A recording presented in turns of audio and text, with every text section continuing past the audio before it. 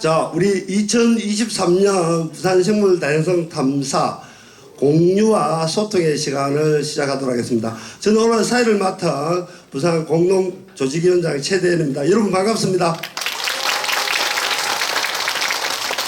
여러분 존경합니다. 오늘 아침부터 이 시간까지 계속 비가 내렸습니다.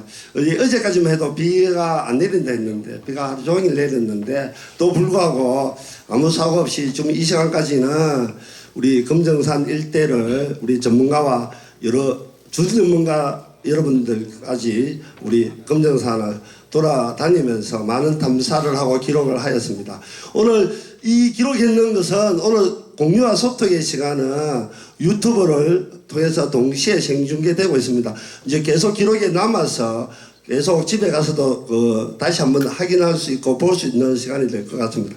예전까지는 전문가들만 모시고 하기도 하고 현장에서 하기도 하고 여러 가지 상황에 따라 했는데 오늘 이 공간들이 좀 넓고 좀 좋아서 우리 준활동가들하고 같이 하게 돼서 더더욱 감회가 새롭습니다. 그럼 먼저 우리 공동조직위원장으로 계시는 이성근 공동위원 모시고 우리 오늘 탐사했던 걸 가지고 간단하게 인사 말씀 해주시길 부탁드리겠습니다. 공부가 무슨 간단한 인사라고 이 시간을 너무하네. 어쨌든 간에 오늘 날씨가 그렇게 좋지 않았습니다. 그렇지만 그럼에도 불구하고 이런 날 또 눈에 잘 띄는 게 있어요. 이제 그렇게 되게 하려면은 여러분들이 이게 소위 말하는 친구가 되는 수밖에 없다고 판단하고, 근데 여기 보니까 다들 이미 친구의 수준을 넘어선 것 같고, 그래서 나중에 어떤 그 종합적인 어떤 데이터 결과를 본다면은 오늘의 활동들이 또 나름의 어떤 행적에 또 한 기록을 남기지 않았나 그런 생각합니다. 내일 하루가 더 남았습니다. 자리를 빌어서 말씀드리지만은 제가 여기 와가지고 이것도 여기 원래 없던 건물이거든요. 근데 이걸 만들면서 이 일대가 또 많이 이렇게 다쳤어요. 그래서 하실 때 사람들이 간섭이 심하게 일어나는 곳들 있지 않습니까? 가장자리고 이런 부분들을 좀 예의주시해서 봐주시면서 그런 것들도 우리가 변화를 가지고 기록한다면은 이후에라도 함부로 개발하는 데서 가지고 어떤 다른 지침들을 가지고 또 만들어낼 수 있는 또 계기가 될 수 있지 않겠는가 그렇게 생각합니다. 아무튼 금정산은 어쨌든 간에 부산에서는 그나마 좀 이렇게 품고 있는 산임에도 불구하고 많은 사람들이 출입함을 해가지고 좀 파편화되고 있는 것들이 많습니다. 물론 서식지에 있던 다양성은 아직도 있기는 합니다만은 그런 것들이 계속 이제 좀 이렇게 침범을 당하고 있으니까 그런 부분들 같이 경계를 하고 계도하면서 여러분들이 역할을 맡아주시면은 더없이 또 좋은 어떤 역할이라고 생각합니다. 다 수고하셨고요. 나중에 마치고 이 금정산은 막걸리가 유명합니다. 그래서 그런 것 좀 같이 나누고 했으면 좋겠습니다. 수고했습니다. 예, 감사합니다.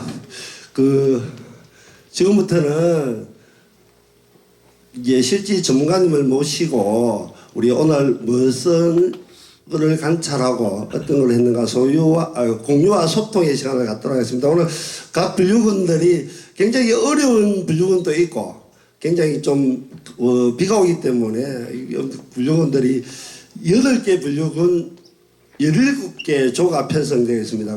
어류는 내일 하루만 하고요. 나머지 7개 분류군 16개 조가 오늘 탐사를 했습니다. 그 분류군 중에 그 7개 분류군이 있는데 식물의 4조, 그다음에 여러 개 한 분류군에 여러 개 조가 있습니다만 분류군별로 한 분씩 모시고 7분이 분류군에 대해서 모시고 실제 우리 오늘 탐사했던 거라든지 금정산에 있는 여러 가지 생물들에 대해서 의미와 그 여러 가지를 같이 소통하고 공유하는 시간을 가져보도록 하겠습니다. 그럼 전문가들 앞으로 모시보도록 하겠습니다. 모실 때 힘찬 박수 부탁드리겠습니다. 제가 호명하시는 분은 앞으로 나와서 저기서부터 앉으시면 이렇게 앉아주시면 될 것 같아요. 제일 처음으로 우리 그 간속식물류의 김동필 우리 부산대학교 교수님 앞으로 모시겠습니다. 힘찬 박수 부탁드리겠습니다. 우리 김동필 교수님께서 고당공원까지 갔다 오시는 것 같아요. 저 안쪽부터 앉아주시면 될 것 같고요. 두 번째로 제 6조에 구재필 선생님 버섯 우리 앞으로 모시겠습니다. 버섯은 최석영 쌤하고 구재필 선생님이 하셨는데 우리 구재필 쌤 모시겠습니다. 우리 아까 앞에 빠졌는데 간속식물은 이성원 쌤 1조, 2조는 김상희 선생님, 3조는 김동필 선생님, 4조는 이정아 쌤이 우리 식물 간속교에 우리 모니터링을 했었고요. 고등분류에서는 최성희 쌤하고 구재필 쌤 버섯하고 그 다음에 곤충에는 7조는 김현우, 8조 안수정, 9조에는 김설기, 이하은, 10조에는 박상인 4개 조가 있습니다. 그걸 대표를 해서 9조에 우리 전북대학교 박사 교수님이신 김설기 선생님을 모시도록 하겠습니다. 다음에 그 금이류도 우리 항상 같이 계속 오셔서 우리 현명의원으로도 관찰하고 금이류도 많이 관찰되는 것 같아요. 우리 11조에 최용건 한국동물생물연구소에 우리 선생님을 모시도록 하겠습니다. 힘찬 박수 부탁드립니다. 그 다음에 저서무척주류의 안동화 선생님 모시겠습니다. 안동화 선생님도 보니까 앞에 영상에 자주 우리 보겠는 것 같아요. 우리 13조는 김합수 선생님, 14조는 제가 맡아 했었는데 양서파충류에 우리는 김합수 선생님 앞으로 모시겠습니다. 감사합니다. 조류에는 15조에 김시안 선생님, 16조는 조경호 선생님이 하셨는데 그 한국무쇠네트워크의 조경호 선생님 모시겠습니다.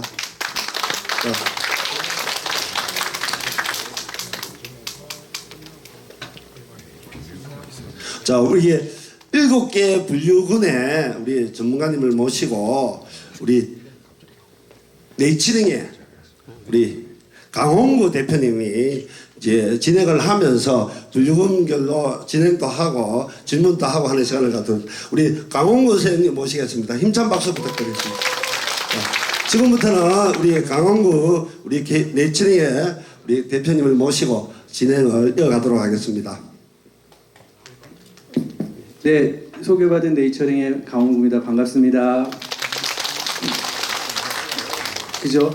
이제 1년에 한 번 최소한 부산에 오는 게 저희 팀한테는 연례 행사가 됐어요. 부산 생물다양성 탐사 5월 마지막 주말. 그래서 올해도 또 왔고 지금 9년째 오고 있는 것 같아요. 2015년도에 그죠? 2015년도에 저희가 서비스를 2014년도 8월에 처음 오픈을 했는데 그 다음에 봄부터 왔던 것 같아요. 그래서 계속 저희 팀이 함께 기록을 하는데 도움을 드리고 있고 저희한테도 대단히 소중한 시간인 것 같습니다. 부산 생물다양성 탐사가.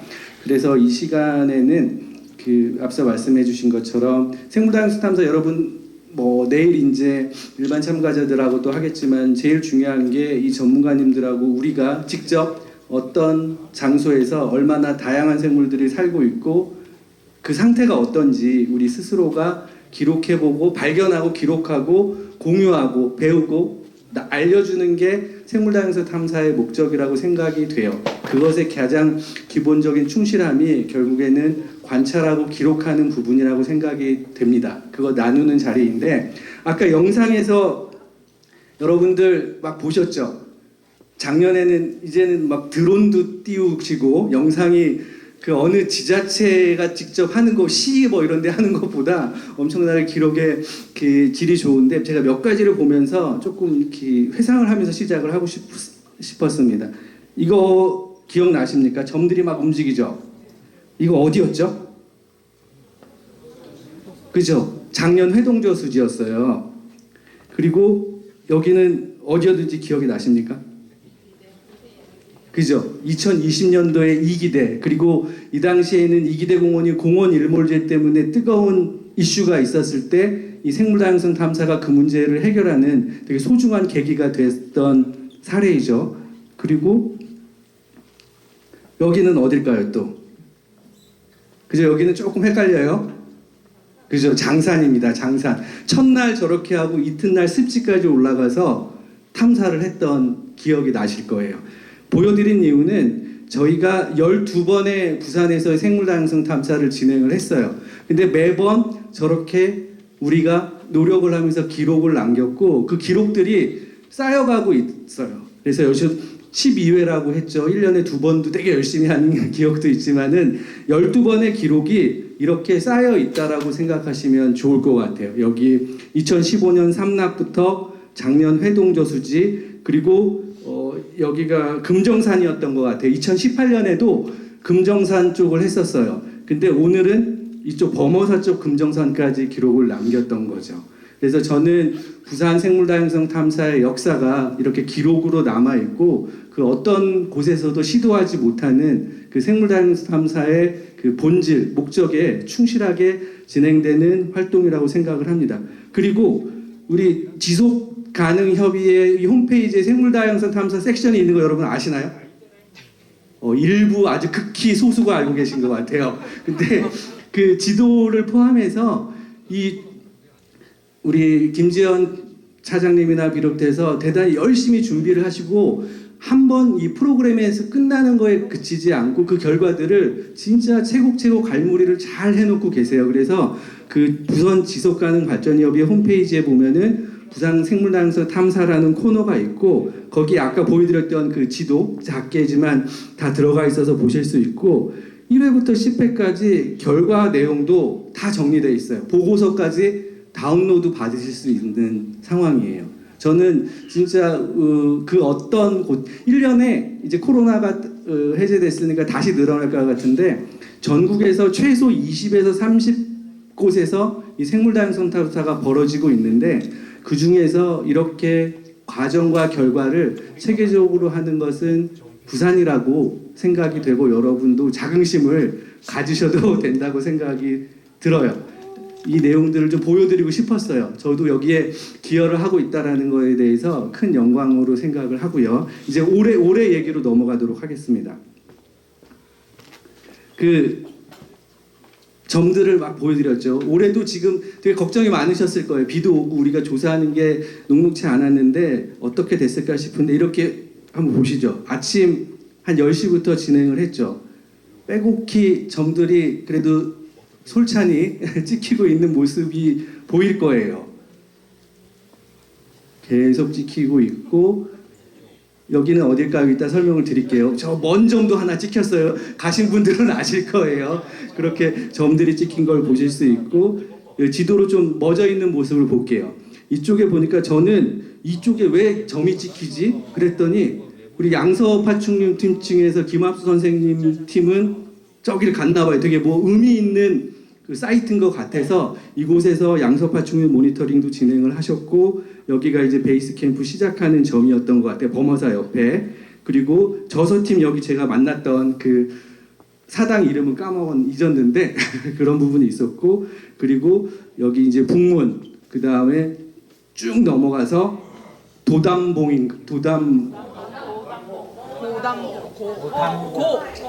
네 거기를 가셨어요. 저도 가보고 싶었는데 왜냐면은 쭉 올라가고 능선도 좋고 이쪽에 습지도 있다고 했는데 우리 가야 될 곳들이 쉽지 않았지만 모든 기록을 남기셨던 것 같아요. 그리고 지금 이제 현재까지의 모습이에요. 아직 그 기록들이 다 되지 않은 우리 오늘 다 몇 종을 발표하는 건 아니라는 걸 아실 거예요. 여러분 기록도 차근차근 보시고 정리도 하는데 그래도 무려 335종 지금까지 그 다음에 788개의 기록을 남기셨어요. 이 장마와 같은 그 우중에도 엄청난 역할을 하신 것 같아요. 활동을 하신 것 같아요. 우리 스스로 한번 자축을 하고 다음 곤으로 넘어갔으면 좋겠습니다. 진짜 많이 고생하셨습니다.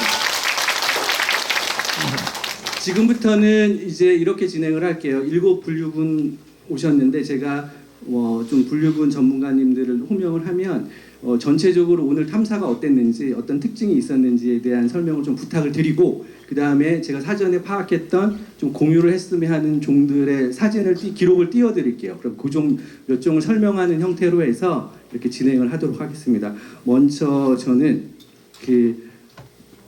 저서성 대형 무척추 동물의 이야기를 듣고 싶어요. 안동화 박사님. 아까 우리 말씀드렸지만 영상에 자주자주 나타나요. 저희만큼 부산을 사랑하시는 안동화 박사님이 오늘 여기 산간 계류에서 저서성 대형 무척추 동물이 많을 것 같기도 하고 어떨지 모르겠는데 설명을 드리고 몇 종에 대해서는 좀 구체적인 특징 좀 말씀을 부탁드리도록 하겠습니다. 마이크 예.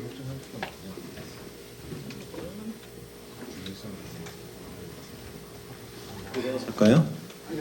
앞에 나가셔야 되고. 네. 네. 오늘 저소무척추 동물 파트를 맡은 안동하라고 합니다.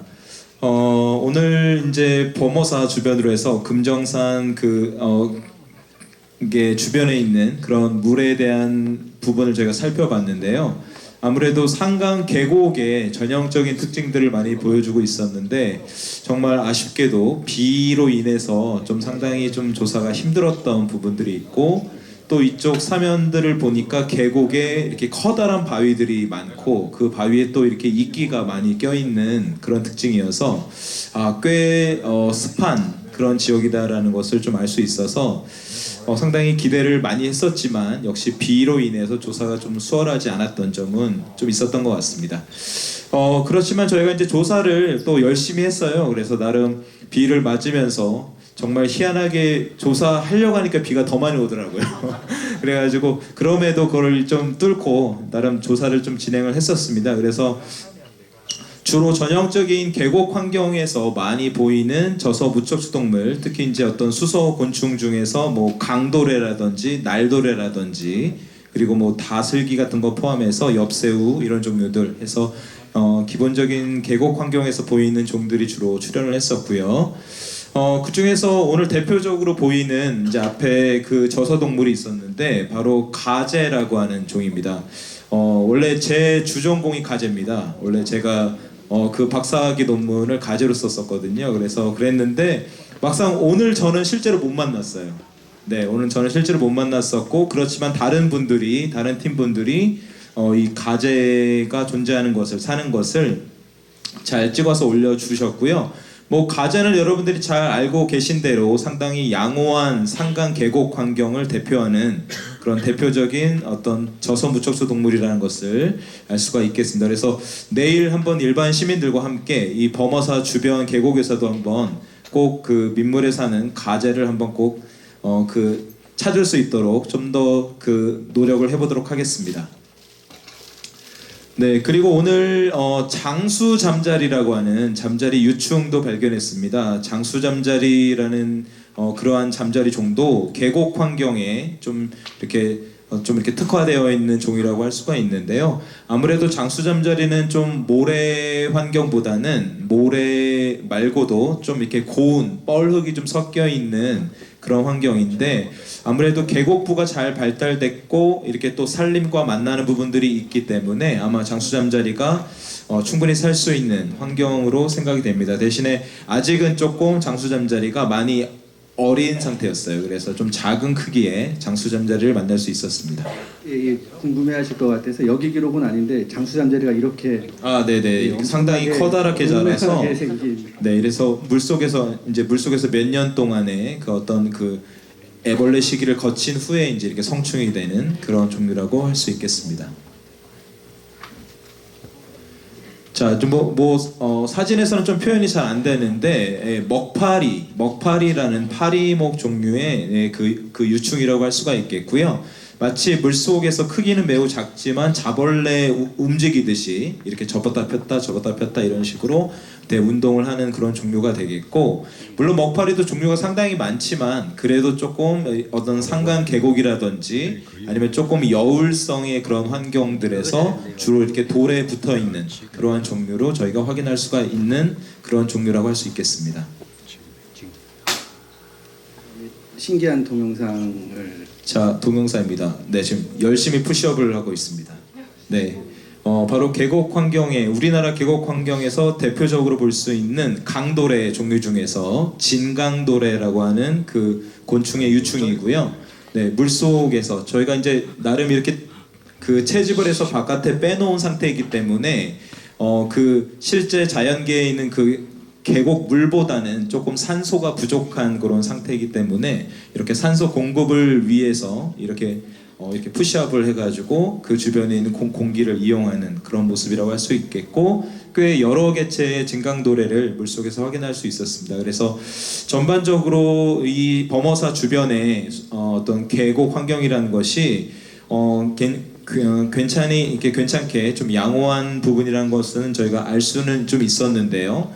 여러 환경, 그리고 앞으로 이제 조금 상당히 많은 사람들이 이렇게 왕래하고 이용하는 그런 환경이다 보니까 앞으로 계속 좀 관심을 갖고 좀 살펴봐야 되는 그런 부분인 것 같은 생각이 들었습니다. 내일 좀 더 많은 생물들을 만날 수 있도록 노력하도록 하겠습니다. 네, 고맙습니다. 네, 안동화 박사님 감사합니다. 비가 오는 와중에도 적지 않은 종들을 발견하신 것 같아요. 저서성 대형 무척종물. 그 다음에 이런 어떤 지표 오염과 환경 변화의 지표종으로서도 대단히 의미가 있는 분류군인데 앞으로도 조금 지속적으로 이 금정산에서 모니터링이 됐으면 하는 바람이 있습니다. 자, 다음은 그 두 번째 분류군은 양석 파충류를 좀 부탁을 드릴게요. 여기에 뭐 여러 가지 조금 중요한 종들도 있는 것 같고, 그 다음에 금정산 이 산자락이 아니고 조금 멀리 가셔서 아마 오늘을 위해서 좀 관찰을 많이 해주신 것 같은데 김합수 선생님 설명을 좀 부탁을 드리도록 할게요. 예. 반갑습니다. 비가 오는데 많이 고생하셨습니다. 저는 양석 파충류 담당 김합수라고 합니다. 오늘 고당목 너머에 그 신종 꼬리치리 도롱뇽을 보러 가려고 하다가 비가 너무 많이 와서 좀 그 장소를 변경했습니다. 그래서 양산하고 부산하고 경계 지점에 있는 그 사송리에 다녀왔습니다. 오늘 뭐 주로 관찰된 중요한 종은 그 고리도롱뇽 성체를 직접 확인하였고요. 그 다음에 양산 꼬리치리 도롱뇽 유생 7마리, 7개체 관찰되었습니다. 성체는 오늘 찾으려고 했습니다만 보지 못하였습니다.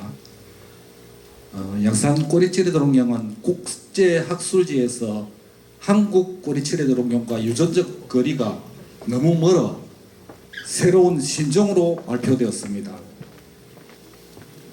국제학술지에서 학명을 신라누스, 그러니까 이 지역이 예전에 신라 지역입니다. 신라.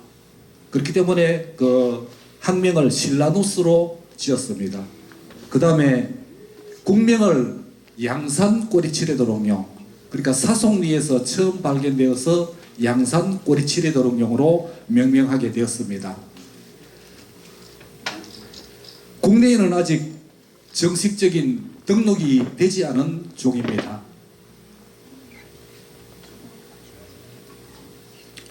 분포 지역은 주로 금정산 일대에 많이 분포되어 있습니다. 아까 말씀드린 대로 그 고당목 넘어 저 남쪽으로 이렇게 많이 분포되어 있고요. 그 다음에 양산 그 사송리, 그 다음에 사송리 넘어 석산리까지 이렇게 많이 좀 분포되어 있는 그런 상황입니다.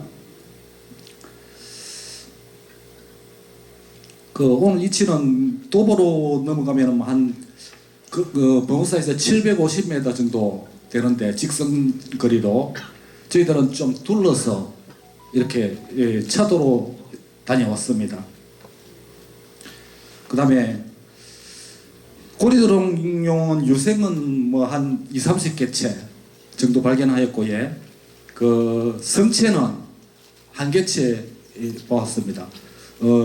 금정산의 그 미토콘드리아 DNA 유전자 검사를 여러 차례 했습니다. 각 지역 돌면서 그 결과에 의하면은 100% 고리도롱뇽으로 나온 곳도 있고, 그 다음에 95% 이상 전체적으로 고리도롱뇽으로 나왔고, 나머지 5%는 일반 도롱뇽이 관찰되었습니다. 그래서 그 미토콘드리아 DNA를 참고하여서 오늘 그 고리도롱뇽 성취를 또 동정하게 되었습니다. 예, 이상입니다. 네, 감사합니다. 이 금정산하고 이 경계 부분이 이 도롱뇽이 되게 그 서식지로서 중요한 곳이라고 알고 있었습니다. 그리고 이 양산 꼬리치 도롱뇽이 요새 그 신종 발표가 대단히 많이 일어나고 있어요. 우리나라 학자들과 중국의 학자들이 협력을 하는데 양산 꼬리치대 도롱뇽도 올해 3월에 아마 그 신종으로 등록이 됐고 저희 네이처링 종목록에는 아직 반영이 안 됐어요. 아마 여름쯤에 반영이 될 것 같은데 양산 꼬리치대 도롱뇽의 서식지가 금정산 아까 말씀하신 고단봉 너머 그 습지도 말씀을 하셨고 그다음에 오늘 가신 곳 근데 그런 공간들이 다 온전한 것 같지는 않아요. 훼손될 가능성이 큰 곳인 것 같은 상황이 들기 때문에 오늘 이런 관찰했던 기록이 또 계속 이것들을 지켜나가는데 좀 소중하게 활용됐으면 하는 바람이 있습니다. 김하수 선생님 매번 이렇게 그저 너무나 열심히 기존에 하던 활동을 하시면 기존에 이제 그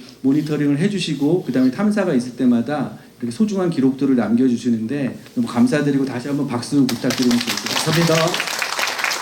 네, 고맙습니다. 그리고 이 부분은 그냥 넘어가는데 아까 이제 안 계실 때 그 K본의 도민석 연구사가 왔었죠. 원래 양서파충류 전공하시는 분인데 길 가다가 뱀을 덥석 잡더라고요. 새살모사인데 새살모사가 이렇게 아기를 베고 있는 상태의 새살모사였대요. 그래서 뒤에 사진이 있는지 모르겠는데, 그죠? 이분은 직업이 양서파충류 연구하는 분이니까 이렇게 잡아도 되는 거 우리는 절대 안 되는 그런 상황이었던 것 같아요. 그냥 보여드렸고요. 다음은 우리 버섯 고등균류 비가 오면 더 많은 관찰이 되는 분류군이라고 알고 있는데 구재필 선생님 오늘 금정산의 버섯 관찰은 어땠는지 좀 말씀 좀 부탁드리도록 하겠습니다.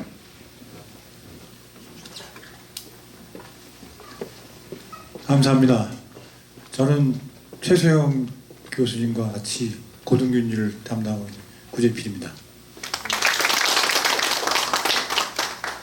제가 부산 생물 다양성을 많이 참여를 했는데요. 항상 느끼는 건데 불만이 좀 많습니다. 5월 말 시점이면은 버섯이 거의 없어요. 사실 시기가 아직 아니거든요. 그래서 예를 들어서 7월이나 이렇게 하면은 아마 버섯 타는 사람들은 100m 이동하기가 굉장히 어려울 겁니다. 지금 우리가 통상 보면은 5월 말에 30여 종을 넘나들고 있어요.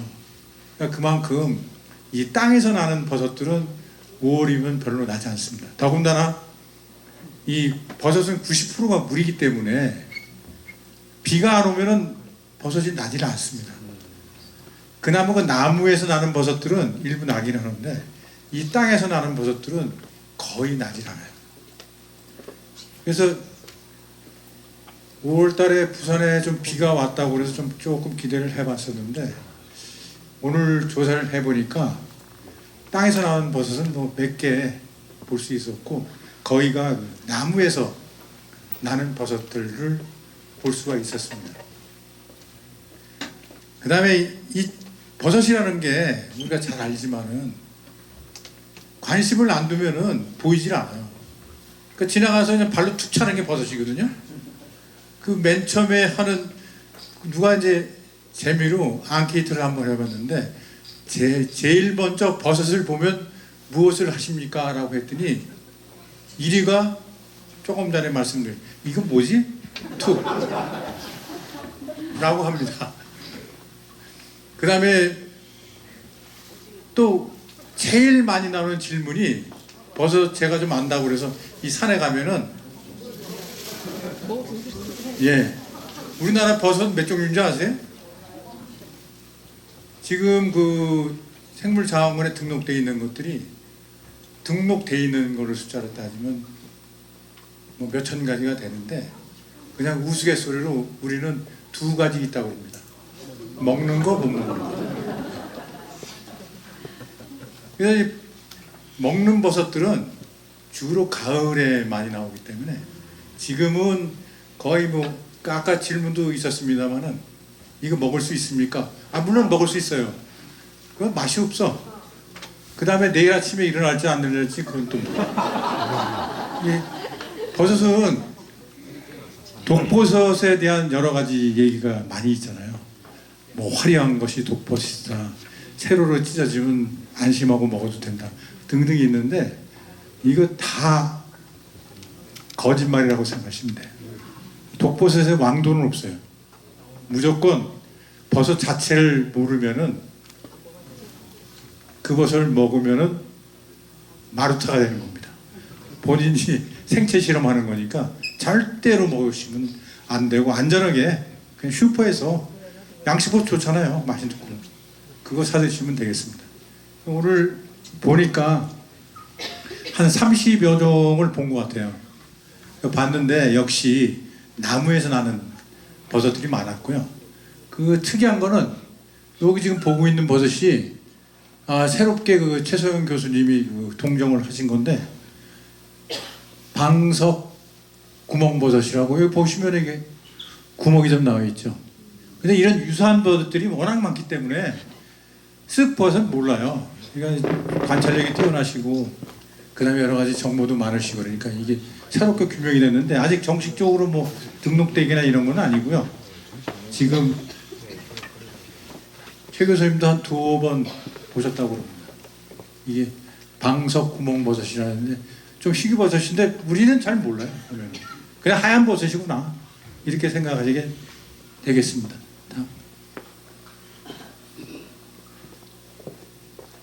이거는 진갈색 주름버섯인데요. 이렇게 뒤에 이 주름살이 처음에는 하얗다가 점점 자주색으로 가서 진갈색이 됩니다. 그런 버섯인데 이게 보통 여름 되면 이제 나오기 시작하는데 여기는 조금 빨리 나오는 경향이 있네요. 땅에서 나오는 버섯 중에서는 요거하고 하나인가 2개 더 봤어요.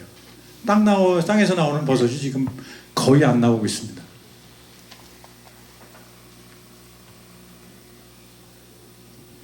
이름이 아주 독특해요. 양상치 인맥버섯. 이 버섯은 양상치 인맥버섯이라고 그래요. 이름 좀 특이하죠. 왜 그러냐면 그 양상추를 보면은 그 인맥들이 아주 성기잖아요. 굉장히 똑같이 주름살이 있는데 여기 좀 주름살이 좀 거의 없습니다만 거의 굉장히 성깁니다. 그래서 양상치 인맥하고 비슷하다고 그래서 양상치 인맥버섯이라고 합니다. 근데 이게 나무에 나는 버섯인데 여기 물이 져서 이렇게 났더라고요. 네. 전체적으로 이 5월 말 버섯은 아까도 말씀드린 것처럼 거의 뭐 나질 않는 상황입니다. 나무에 나는 버섯 이런 버섯들이 주가 되고 땅에서 나는 버섯은 아직은 조금 시기상조고 장마가 지고 나면 이제 그때 땅버섯이 우수수로 올라오거든요. 좀 시간을 바꿔주시면 안 되나 생각을 해봅니다.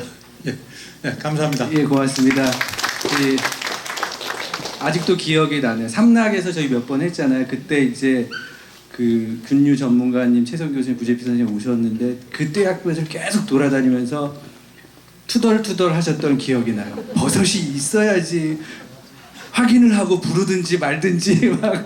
근데 그거에 비하면 오늘은 행복한 상황이었던 것 같고요.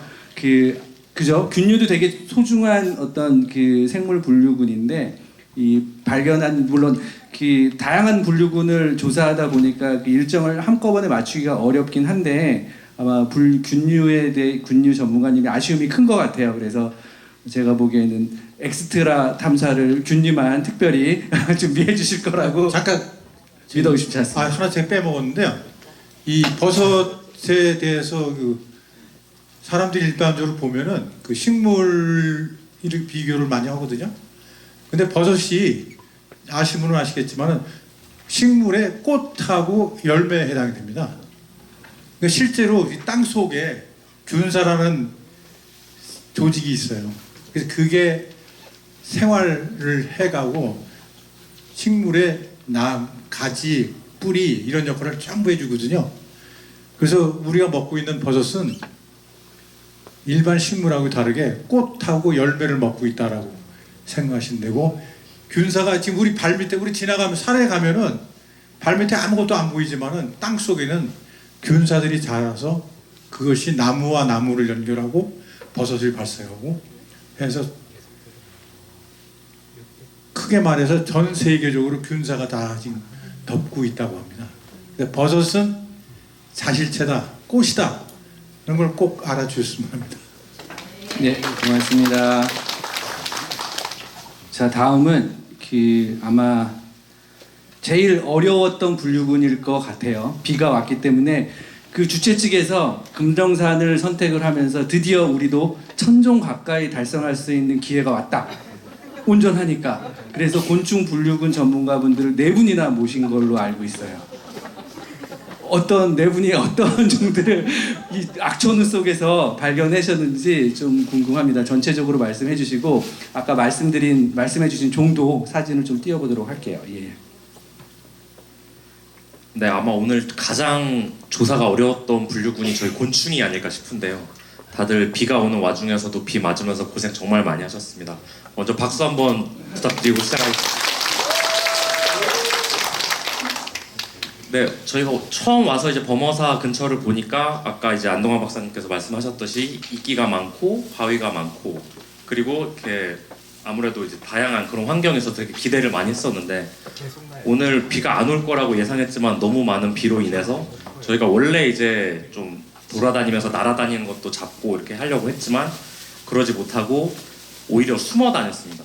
비를 피해서 이제 숨어 있는 곤충들을 찾느라 다들 고생을 많이 하셨고요.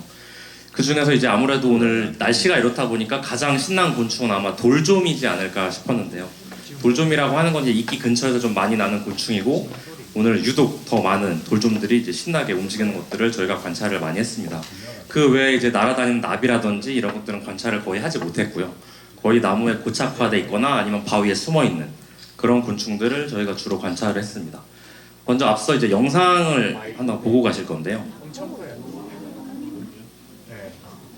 사진만 보고 이걸 왜 관찰을 올리셨지 그랬다가 영상을 보고서 깨달았어요. 처음에는 이제 저게 뭘까 하시는 분들이 되게 많은데, 이끼가 이렇게 움직이는 것처럼 보이는데 이제 이끼 밤나방류라고 하는 종류의, 저희가 아마 이제 꼬마 이끼 밤나방으로 일단은 동정을 했습니다. 근데 아무래도 이제 지으류가 많은 바위에 저렇게 붙어서 이제 은폐 잘 하면서 이끼를 먹고 사는 그런 곤충인데요. 사실상 저희가 조사를 하면은 잘 보지 않습니다. 왜냐하면 주로 날아다니거나 아니면 뛰어다니거나 이런 애들을 관찰하느라 바빠서 보지 못하지만, 비가 온 관계로 인하여 바위를 주로 관찰하다가 저희가 저 곤충을 관찰을 할 수가 있었습니다. 네, 두 번째로 보여드리는 곤충은 이제 흔히 개미귀신이라고 하는 명주잠자리 이제 유충인데요. 지금 이제 사진을 찍기 위해서 이끼 위에 살짝 올려놓고 이렇게 사진을 찍은 상태입니다. 자, 지금 보시게 되면 이제 바위가 앞서 이제 많다고 설명을 드렸듯이 바위가 많다 보니까 그 밑에 있는 모래나 흙에 이제 명주잠자리 유충이 저렇게 이제 개미지옥이라고 하는 그런 함정 및 집을 짓고 그 근처로 오는 이제 곤충들에게 모래를 뿌리거나 해서 빠지게 만들어서 그렇게 잡아먹는 그런 습성을 지닌 곤충이고요. 앞서 이제 보여드렸듯이 그 유충 같은 경우에는 이제 집을 지을 때 좀 궁금해하시는 분들이 종종 있으시더라고요. 얘네들은 전진을 못하고 후진밖에 못합니다. 그래서 집을 지을 때 바깥으로 해서 점점 이제 안쪽으로 들어가면서 이제 깊게 파는, 그래서 약간 거꾸로 된 이제 피라미드 모양의 그런 이제 집을 짓고 사는 그런 곤충이 되겠습니다.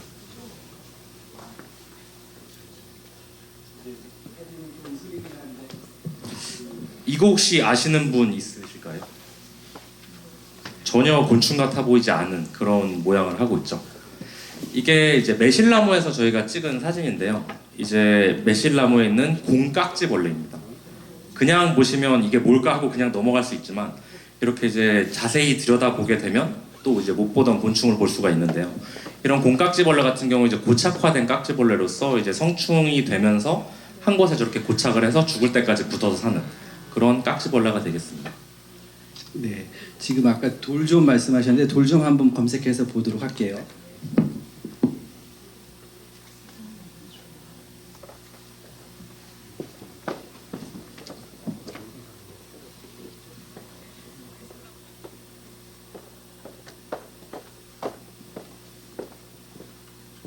네, 돌좀입니다.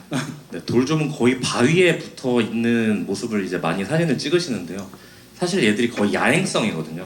그래서 이제 밤이 되면 주로 출현을 하는데 오늘은 비도 오고 습하고 어둡다 보니까 이미 이제 낮에 많이 나와서 돌아다니는 모습들을 저희가 관찰을 했고요. 그리고 돌좀 같은 경우에는 얼핏 보면 좀 새우처럼 생겼거든요. 그래서 되게 원시 곤충류고 보통 곤충은 이제 날개가 두 쌍이 있다고 알려져 있지만 두 쌍이 없는, 그러니까 날개가 없는 원시적인 그런 무시류에 해당하는 그런 곤충이 되겠습니다. 네, 감사합니다. 네. 그 평상시에는 우리 탐사하면은 큰 곤충, 대형 곤충들 주로 많이 관찰을 하는데 오히려 비가 왔기 때문에 아까도 보니까 우리 김현우 박사님도 머리를 땅에 박으시면서 막 그렇게 하고 계시던데 그 더 애써주신 만큼 평상시에 관심을 좀 덜 가졌던 이런 돌좀이나 다른 유의 깍지벌레나 곤충을 확인할 수 있었던 뭐 그런 소중한 시간이었다고 생각이 듭니다. 다시 한번 우리 곤충 전문가 네 분께 박수 부탁드리도록 하겠습니다. 네, 다음은 그 우리 조류 부탁드릴게요. 조경호 선생님. 근데 양해 부탁드리는 건 오늘 조류를 촬영하거나 기록을 할 수가 없었어요. 여러 가지 상황 때문에. 그래서 다른 지역의 다른 회원분들의 네이처링 회원분들의 기록을 참고 자료로 열어놓고 좀 설명을 조경호 선생님이 해주시겠습니다. 안녕하세요. 오늘 조류 조사에 참여한 한국물새네트워크 조경호입니다. 오늘 여러 분류군에서 비가 와서 관찰이 어려웠다 말씀하시잖아요. 조류 역시 볼 수가 없어요. 시기적으로도 산새들은 이 나뭇잎이 많고 이 하절기에 굉장히 보기가 어렵습니다. 게다가 비까지 와가지고 실제로 본 종이 몇 종 되지는 않아요. 그래서 여름철에 필수적인 게 새 같은 경우에는 소리 동정을 꼭 하게 돼요. 그래서 이 소리 동정을 하게 되면 한 종당 소리가 여러 가지가 있습니다. 번식이나 이 세력권을 나타내는 송이 있고요. 그 다음에 이제 평상시에 하는 그런 콜이 있는데 콜도 여러 가지 종류가 있고 요번에 금정산에서 본 산새들의 특징 중 하나가 이제 번식을 하고 있어요. 번식을 하고 있어서 새끼라고 하면 안 되고 어린 새라고 해야 되겠죠. 어린 새들이 내는 소리, 그게 동정이 굉장히 어렵습니다. 막 삐삐 계속 삐삐거리기만 하고.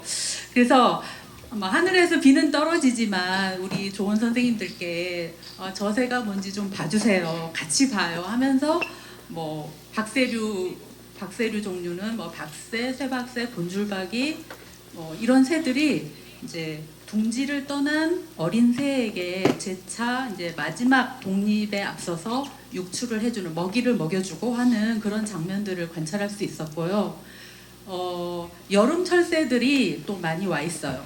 꾀꼬리 소리 오늘 아마 다른 분류군에서도 많이 들으셨을 텐데 꾀꼬리라던가 파랑새, 그다음에 뻐꾸기도 세 종류 나와 있더라고요.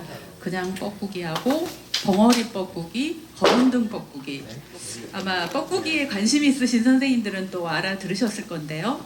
그렇게 뻐꾸기들이 있다는 거는 뻐꾸기만 단순히 있는 게 아니고 그 주변에 자신이 탕란할 숙주새들이 있다는 걸 뜻하기 때문에 뻐꾸기 소리만 들렸지만 그 주변에 다른 숙주새들이 있을 것이다. 이제 유추하면서 들었습니다. 그리고 특징 중에 하나가 딱따구리 종류가 되게 많았어요. 예, 딱따구리가 비율적으로는 쇠딱따구리, 가장 작은, 우리나라에서는 가장 작은 쇠딱따구리가 많았고, 그다음에 저희 팀에서는 큰 오색 딱따구리가 또 그다음 많았어요. 그리고 오색 딱따구리, 청딱따구리. 왜 이렇게 딱따구리가 많을까? 이 숲을 둘러보면서 저희 팀 같은 경우에는, 그러니까 조류가 두 팀 다 그랬지만 새벽 7시부터 시작을 했었어요. 새가 빨리 움직이는 것도 있고 비를 대비해서도 그렇고 일찍 다녔는데 숲을 이렇게 넓게 다니다 보니까 숲이 굉장히 울창하고, 물론 식물 쪽에서 이제 관찰을 많이 하셨겠지만 이 울창한 나무들이 있어가지고 딱따구리 종류들이 번식하기에 굉장히 좋은 숲, 건강한 숲이라는 생각이 들었습니다. 그리고 쭉 돌아다니다 보니까 어떤 소리가 들리는 거예요. 그래서 들어보니까 바로 저 새, 그 붉은 배 새매라는 여름철새거든요. 예, 매목의 수리과. 예, 붉은 배 새매고 저 새는 이제 그 생태지를 평가받아서 멸종위기종 2급으로 지정이 돼 있어요. 그 저희는 이제 소리를 들었습니다. 이제 제가 소리를 듣고 바로 우리 조원분들께 제가 가지고 있던 음원을 들려드리면서 이제 확인을 시켜드렸고요. 저 새가 상징하는 것은 물론 저희는 산림에서 봤지만 그 주변에 건강한 농경지가 있다는 것을 뜻하거든요. 저 새는 이제 그 산 가장자리에서 둥지를 틀고 또 번식을 하고 먹이는 논에서 양서파충류, 예, 양서파충류를 먹는 새예요. 그래서 이 농경지도 건강해야 되고 둥지를 틀 수 있는 산림도 건강해야 되고 그래서 굉장히 상징성을 많이 갖는 새 중에 하나입니다. 그리고 보니까는 이제 뭐 A팀, B팀 이제 두 팀 나눠서 했는데 한 30여 종씩 예, 본 것 같아요. 아, 저희 종 32종, 18종 이렇게 보신 것 같아요. 이 소리 동종이 어려워가지고 우리 같이 하시는 이 조사원 선생님들께서 조금 어려움이 있었는데 이번을 기회로 또 여름새 동정은 이렇게 한다. 이제 그런 즐거움을 갖는 좋은 기회였던 것 같습니다. 감사합니다. 네, 고맙습니다. 이것도 이제 다른 자료인데 뻐꾸기 세 종류를 보셨다고 하는데 한번 들려드려 볼게요. 소리가 작게 되는데 그냥 마이크로 한번 해볼게요. 그래서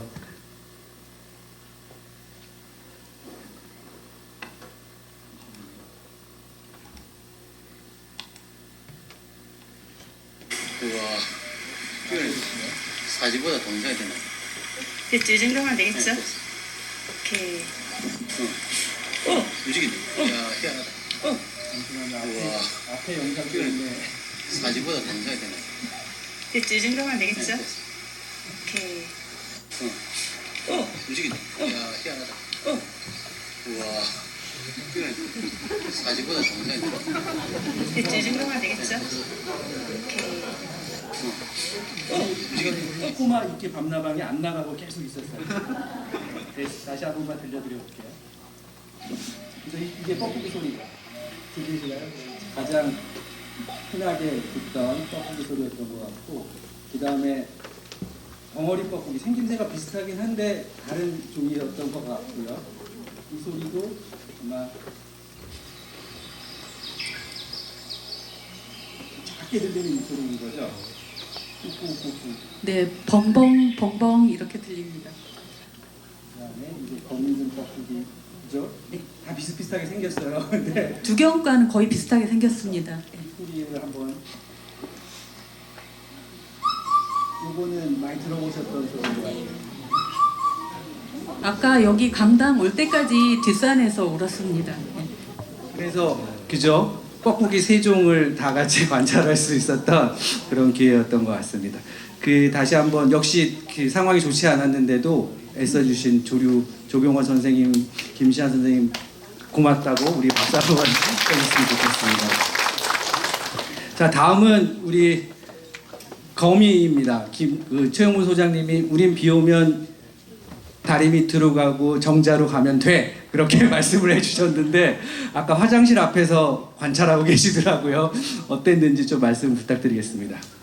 네, 거미 담당 한국동물생물연구소 최영문입니다. 반갑습니다. 일단 이제 거미는 여러분들이 오해를 많이 하시는데 생물 분류 단위가 있죠. 문강목과 속종. 근데 거미라고 하는 거는 크게 거미강이 있습니다. 그 거미강의 특징은 걸어다니는 다리가 8개. 그러니까 진드기, 전갈, 통거미 이런 게 다 거미강에 들어갑니다. 전갈이 거미란 거 모르셨죠? 그게 거미강이고요. 우리가 얘기하는 거미는 거미강, 거미목에 속하는 종입니다. 이 거미목의 특징은 거미줄을 뽑아낸다는 거죠. 근데 거미가 거미줄을 뽑는 놈이 반이고 뽑지 않는 놈이 뽑아서 이용하는 놈이 반이고 뽑을 수는 있는데 거미줄을 이용하지 않는 놈이 반입니다. 근데 거미줄을 이용하는 거는 먹이를 잡기 위해서 거미줄을 이용하면 그거는 이제 거미줄을 쳐놓고 우리가 흔하게 볼 수 있는 그런 종류입니다. 거미줄을 치고 가운데 앉아서 먹이가 걸리기를 기다리는 그런 거를 정주성 거미라고 합니다. 그다음에 이제 거미줄을 치지 않는 거미는 돌아다니면서 먹이가 있으면 그거를 이제 표범이 사냥하듯이 덮쳐서 잡거나 해서 먹는 거미인데 그건 돌아다니기 때문에 배회성 거미라고 부르고 그 거미줄을 뽑을 수는 있는데 먹이를 잡기 위해서 쓰는 게 아니라 알주머니를 만든다든가 자기가 사는 은신처에 알주머니를 보호하기 위해서 거미줄을 사용하기 때문에 거미줄을 치는 정주성 거미와 구별을 합니다. 그리고 이제 오늘같이 비가 오는 날은 보통 이제 배회성 거미는 또 바삐 돌아다니기 때문에 우리도 포충 만들고 바삐 돌아다니면서 스위핑도 하고 그래서 잡는데 이렇게 비가 오는 날은 정주성 거미가 아무래도 눈에 제일 많이 띄죠. 비를 피해서 거미를 쳐놓고 좀 숨어 있다 하더라도 그 거미줄을 추적해서 가보면 매달려 있는 거미들을 찾을 수가 있기 때문에 비 오는 날은 이 점잖은 정주성 거미가 있는 만큼 우리도 점잖게 거미를 잡습니다. 자, 그런데 거미줄을 제일 쉽게 볼 수 있는 데는 풀숲에는 또 비가 많이 오고 하니까 좀 다니기가 힘들죠. 그러니까 조사하시는 분들 건강과 안전도 생각해야 돼서 우리는 이제 화장실, 다리 밑, 또 이제 빈집털이 이런 거를 주로 합니다. 그래서 오늘 빈집털이 하면서도 소장님 가운데에 오셔서 좀 설명을 해주시면 빈집털이 하셨. 빈집털이 하면서도 꽤 많은 거미를 잡았는데 이 한국 깔때기 거미 이게 대라고 잘못 써있는데 깔때기 거미입니다. 저 화장실에서 잡았는데 여기 요 사찰 화장실이 이 좌측은 남성용, 우측은 여성용 돼 있고 여성용은 창문 아래를 모르게 안 보이게 다 이렇게 덮어 놓으셨는데 남성용은 창문 아래쪽을 이렇게 덮지 않아서 아니 좀 들여다 보이는 데가 많은데 뭐 아무렇지도 않게 그 창문 앞에서 거미를 잡으시고 하여튼 열심히 해주셨습니다. 그리고 이제 빈집 털이 하면서 또 이것저것 좀 재미있는 거 많이 잡았는데 한국 깔때기 거미, 풀거미과에 속하는 거미 이 깔때기 거미는 풀거미과에 속하는 거미의 대부분이 여러분들 저기 한 여름에 가면 향나무라든가 회양목이라든가 이런데 하얗게 거미줄 덮여 있는 거 보신 적 있죠?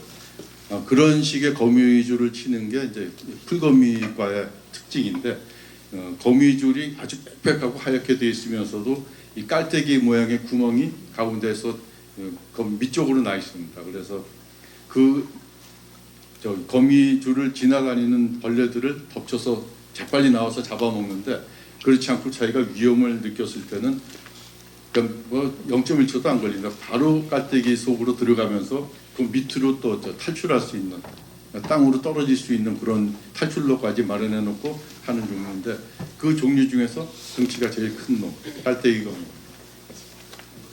그다음에 이거는 이제 한국 농발거미라고 별 농발거미라고 하는 종류인데요. 농발거미가 거미줄을 치지 않는 거미 중에서는 제일 큽니다.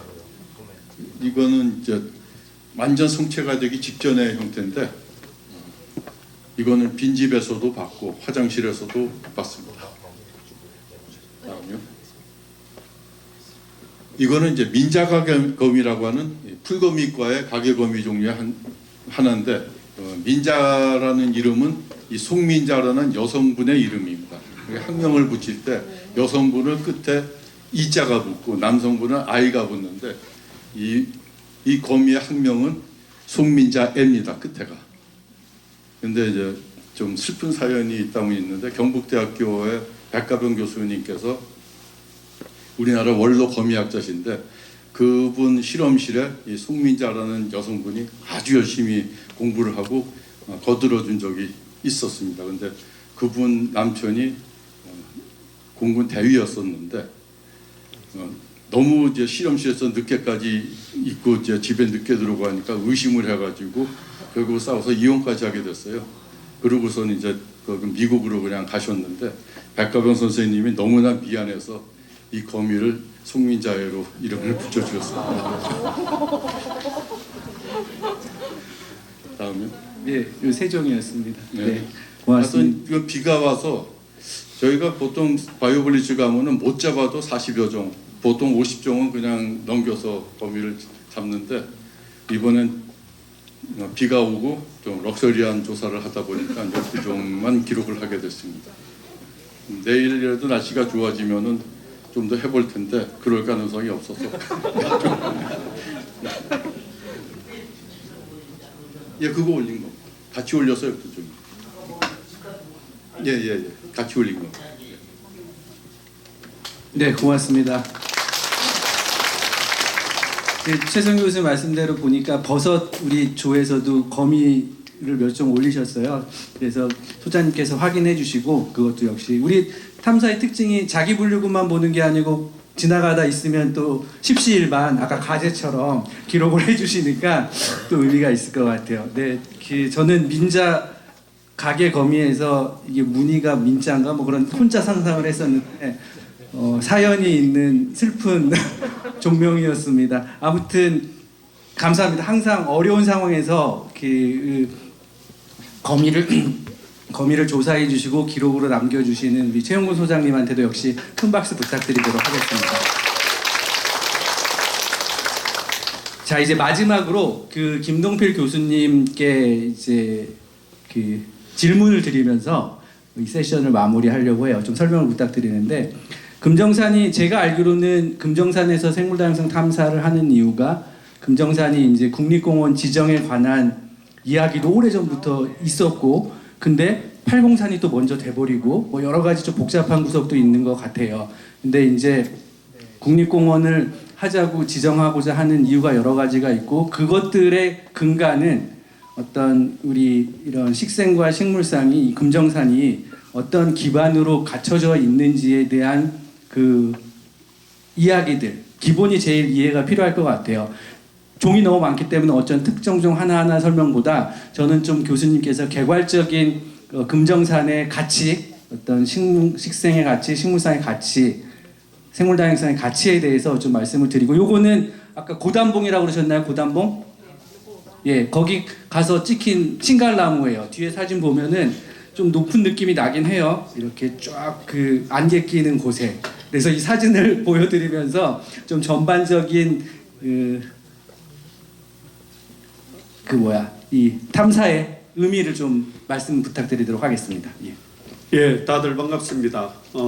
어쨌든 금정산이 지금으로부터 10년 정도, 물론 뭐 그보다 더 앞서서 언론에서 많은 이야기가 나오긴 했지만 국립공원으로 성격하자는 이야기가 오래전부터 나왔습니다. 그리고 실질적으로 거의 한 10년 정도 전부터 국립공원 성격을 위한 다양한 움직임이 있었는데 안타깝게도 최근에 몇 년 전부터 시작했던 팔공산 도립공원이 사실은 먼저 원래 국립공원으로 지정될 것 같습니다. 다만 금정산이 굉장히 바닷가에 위치한 산지로서 가치가 굉장히 높음에도 불구하고 국립공원으로 성격하는데 여러 가지 문제점이 있는 이유 중에 하나는 팔공산은 도립공원이라는 명칭을 가지고 있기 때문에 국립공원으로 성격하기가 다소 유리한 부분이 있었고요.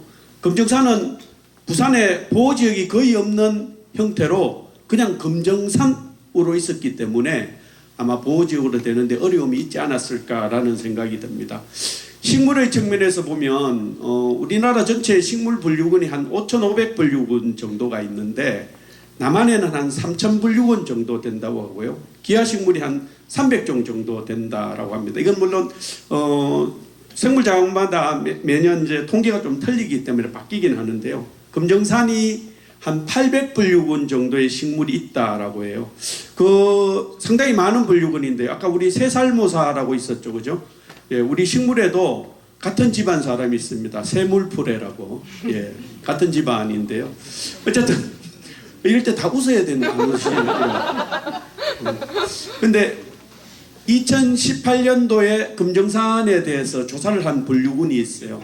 395분류군 정도를 조사했다고 그래요. 이번에 저희들이 조사할 때 비가 와서 자세히 보기가 굉장히 어렵습니다. 자세히 보아야 예쁘고 상세하게 볼 수 있는데 그래서 저희는 이번에 395분류군 중에 이름이 새겨지지 않은 분류군이 뭐가 있을까라는 것을 중심으로 좀 조사를 했는데요. 그래서 그러다 보니까 줄사철, 탱작, 참빗살나무, 은행나무, 장딸기, 주목, 가죽나무, 까치, 고들빼기, 강대소염, 우다인력 등을 통해서 400분류군이 넘는, 그래서 800분류군의 50%를 넘는 쾌거를 이뤘습니다. 대단하죠? 예.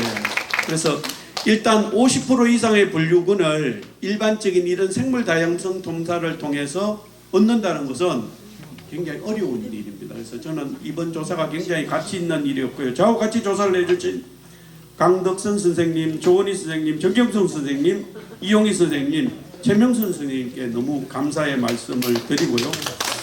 또 최근에 없었던 것 중에 하나가 양미역치가 우리 금정산에는 없었는데 생태교란종이 양미역치가 금정산에 들어왔다라는 지난번에 없었던 분류군인데요. 그런 측면에서 좀 안타까운 부분도 있는 것 같습니다. 어쨌든 원래 23번째 국립공원으로 2023년도에 대구 팔공산이 지정이 만약에 된다면 내년도 2024년도에는 금정산이 24번째 국립공원으로 지정되기를 개인적으로 바라고요. 사실 식물분류군은 나머지 우리 세 분의 분류군의 전문가가 저보다는 훨씬 더 전문가인데 안타깝게도 제가 발표를 하게 돼서 내년에는 꼭 제가 아닌 다른 분이 발표를 좀 해주셨으면 좋겠습니다. 금정산은 이 식물분류군 외에도 오늘 우리가 범어사에서 많은 도움을 받았지만 이 문화재 자원이 다른 어느 국립공원보다도 굉장히 가치 있는 곳이라고 합니다. 그래서 생물 자원도 훌륭하지만 문화재도 굉장히 훌륭한 곳이 바로 이 금정산의 가치이고요. 또 도심지에 있어서는 가장 최상의 가장 큰 도시에 있는 곳에 이런 아주 아름다운 자연환경이 있는 곳이 드문 곳이 또 금정산이기도 합니다. 그래서 부산 시민들이 금정산을 진정으로 사랑하고 아끼는 그런 마음이 있었으면 하는 바람도 같이 가져보고, 저 말고도 오늘 많은 분들이 비가 옴에도 불구하고 같이 이렇게 조사에 협조해 주시고 참여해 주셔서 너무나 감사드리고 다 같이 한번 박수를 쳤으면 좋겠습니다. 고맙습니다.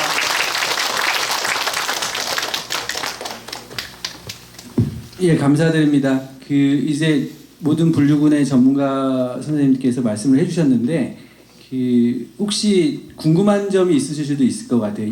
여태까지는 이렇게 다 같이 모여서 마무리를 한 적이 없는데 이렇게 훌륭한 공간에서 여러 선생님들하고 마무리를 하는데 혹시 예, 선생님. 버섯 전문가 선생님한테 질문이 있습니다. 금정산에는 없습니다만 올해만은 석이 있지 않습니까? 석이 김해 무척산은 굉장히 많이 나거든요. 근데 왜 석이는 버섯이 아닌 걸로 알고 있는데 석이 버섯이라고 하는지, 그러면 다른 걸 어떤 그 명칭이 있는지 궁금합니다. 서기버섯이요? 네. 서기버섯은 이름은 버섯인데 버섯류는 아닙니다. 균류는 아닙니다.